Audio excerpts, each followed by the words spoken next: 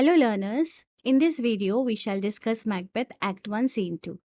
If you haven't watched our previous video on Act 1 Scene 1, please watch it before watching this for better understanding. The scene opens at the king's headquarters. Scotland is in disarray as a result of domestic strife and external conflict. King Duncan of Scotland awaits news of the battle between his men and the rebels led by Svenno, the King of Norway. Duncan and his sons Malcolm and Donalbain meet a captain who is weak and bleeding. He reports that Macbeth and Banquo have performed valiantly in the fight. His admiration of the noble yet brutal Macbeth is deep indeed. King Duncan is delighted at Macbeth's bravery, and when Angus and Ross arrive to tell him that the Thane of Cawdor has surrendered, Duncan gladly confers the title of Thane of Cawdor on Macbeth. This scene is significant as it throws light on Macbeth's character. Let's check out the captain's report. The captain uses figurative language to emphasize the unpredictability of the conflict. He compares the opposing sides to two men drowning together, clutching closely to the other and ensuring their mutual demise. The captain's message is straightforward that Scotland is losing the war and has no hope of victory under MacDonald, whose fate has become a smiling war as he was supplied with fresh guns and gallows glasses.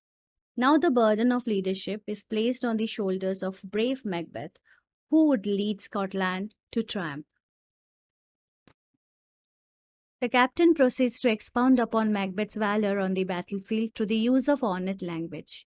He draws a comparison between Macbeth and Banquo, characterizing them as a valiant eagle and lion of the army, respectively, whereas the Norwegians are likened to sparrows or a hare. Macbeth and Banquo symbolize the pinnacle of their nation's ambitions. Macbeth creates a scene that bears resemblance to Golgotha, where Jesus Christ was crucified. Ross's report. Ross informs the king that he has come from Fife, where the Norwegian flag flouts the sky, terrifying people.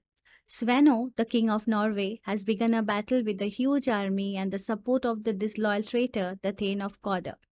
Scotland looked likely to lose, but that is until Macbeth, covered in armor and seeming like Bellona's bridegroom, met the rebellious Thane, sword in hand-to-hand combat, and in the end Macbeth defeated Cawdor, and thus victory fell on Scotland.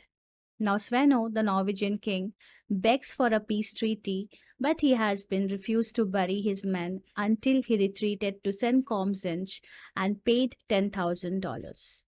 King Duncan announces Thane of Cawdor's execution and confers the title of the Thane of Cawdor on Macbeth. Let's quickly check out the characters. Macbeth. In this scene, Macbeth is depicted as a courageous warrior. The statement made by the captain, "For brave Macbeth, well he deserves that name," serves to indicate that Macbeth is a valiant warrior in combat. Moreover, the title is well deserved and implies that Macbeth is deserving of the praise he receives. The captain's oration serves the objective of portraying Macbeth as the tragic hero of the play. The fact that Macbeth is shown as a violent character may hint at the cruelty which he will exhibit against other people in the latter part of the play. Shakespeare also employs complex syntax and a hyperbolic metaphor during the captain's speech to demonstrate not only Macbeth's greatness but also the high-flown rhetoric of the classical messenger. MacDonald. MacDonald is a lord from the Western Isles of Ireland and the Outer Hebrides who had joined with the Norwegian king to start a rebellion against King Duncan in Scotland. Duncan.